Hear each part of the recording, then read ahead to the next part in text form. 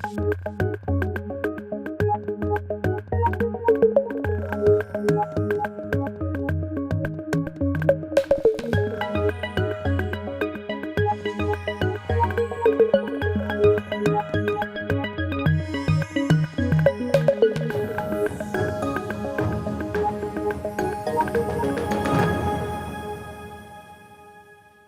my name's Larry Martin and I'm a solutions consultant with Beyond 20.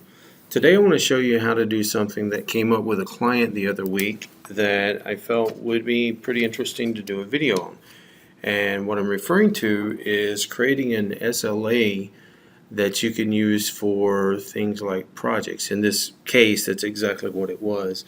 The client wanted to use service requests to track their projects with, but the problem was some of their projects wouldn't close for multiple years. One of the concerns that I had with that was, since we were using service requests, we had metrics that would be being dealt with, like SLA breaches and responses.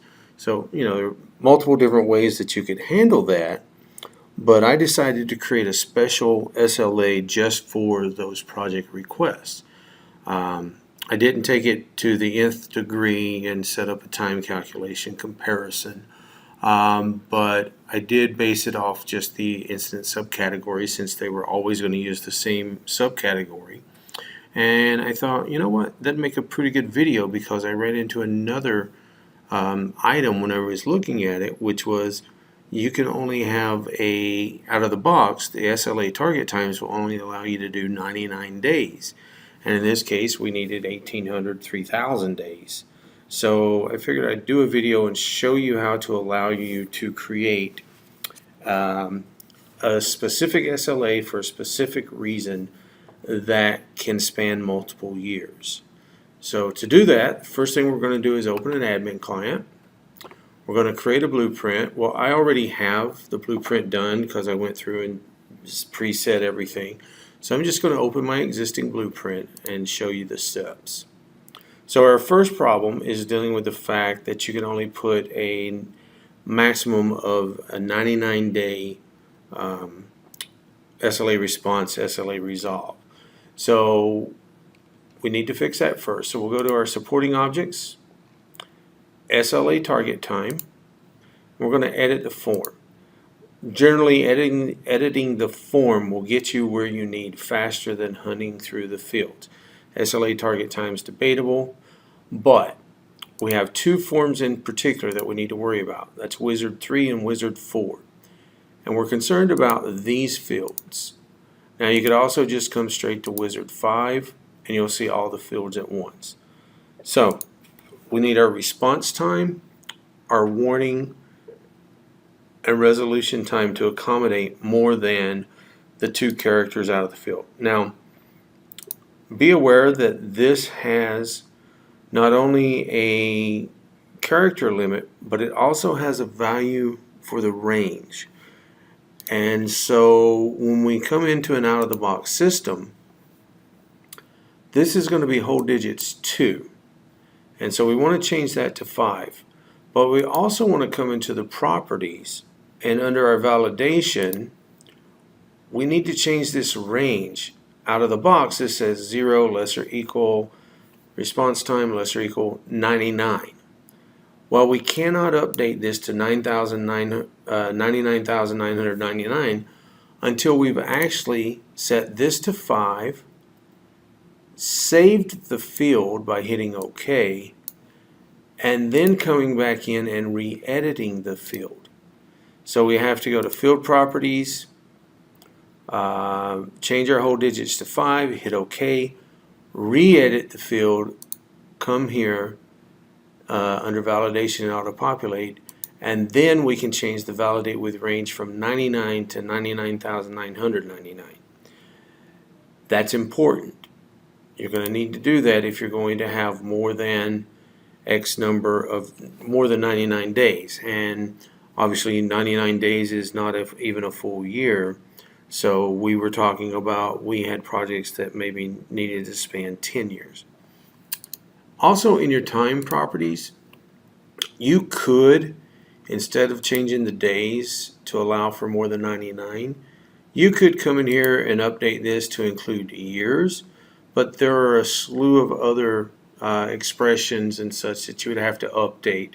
Many different areas in the system that you'd have to update to account for years being an option here. So I elected not to go that route. So once you have this updated, you can then publish your blueprint. Now, if you're going to do exactly what I did before you publish, what I did was I went ahead and went into my rich client, searching all SLAs. So I went searching, search manager, the association of SLA, and then all SLAs. Once I had that, I created a new SLA. That new SLA is project request, and I set it to active, set my title, and set up that it's a service SLA, allow stop the clock, and then I set my target times. And as you can see, I had to publish this first in order to get my target times exactly right. So the reason, what I'm trying to get you to do is in your one blueprint, change these fields, and then we're going to change something on incident, but you need at least the service set up first. Not worried about target times for this next step of the blueprint. So you'll get your SLA set up so you've got your SLA title so that you can also come through System Analyzer, because you're going to need the SLA rec ID, because we have to change an expression on the incident, a field on incident. So back into our admin client, we've got our changes for this. We're going to go home. I'm not saving because I've already published all this.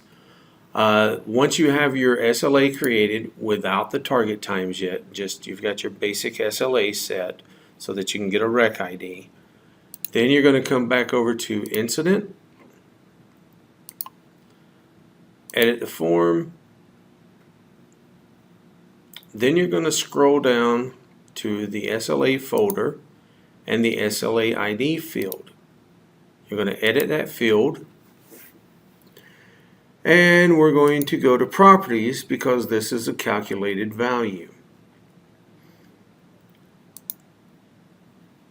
This SLA selection expression, we're going to have to look at it first to see what your system is. So we're going to edit it. Now, if you notice, if use time-based SLA model stored value equals true, well, what is our SLA use time-based SLA model? Well, we're going to come in here and look. Here's the use time-based SLA model expression, or stored value. We need to see what its value is. It is set to true in my system, so we know that we're using the time-based SLAs versus the hierarchical SLAs. And that's going to be important because it's going to determine where and what you do next. Default is hierarchy based. If we look at this one, and you can do the same thing in both, but this is kind of messy. It's a little annoying to go through. But if the ID for service is not empty and the SLA ID for CI is empty, and etc., etc. So you'd have to step into this to figure out exactly where and how you're going to set it. But in our system, we are time-based. One other thing that I forgot to mention is in the rich client, I also have, in addition to the SLA, I also have an instance subcategory set, and I just randomly threw it under Enterprise Apps, SAP, Project Request. But I wanted that subcategory because my SLA is going to be based upon you picking this project request subcategory. Could get a little more detailed by actually creating a service category and subcat and referencing all of them in the expression here in the admin client. So in our admin client,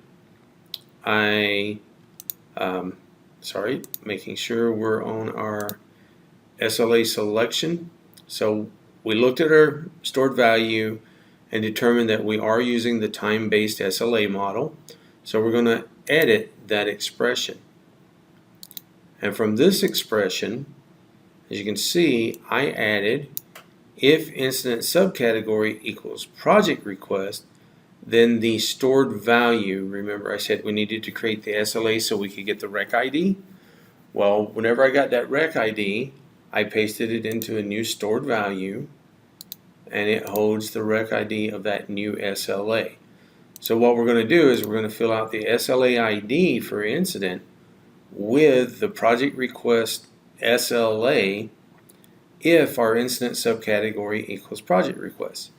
Now, you should know that if you went ahead and created a service category and subcategory, then you could do an advanced expression that says if incident service equals X, if and incident category equals X, and subcategory equals X, then the project SLA rec ID stored value. So after setting all of that and publishing, now I'm going to go ahead and close. We're going to pretend like you published. Now I can come back to my SLA and finish configuring it. Now for the demonstration, I just use the same settings for this SLA. We know that a project request is only ever going to be, in this case, a service request. So I didn't build incident SLA target times. So under our SLA, on SLA target times, I just set them all the same. I basically said your response time, let's slide this over because it's going to be easier to see. So they're all the same, and what they reflect is that you have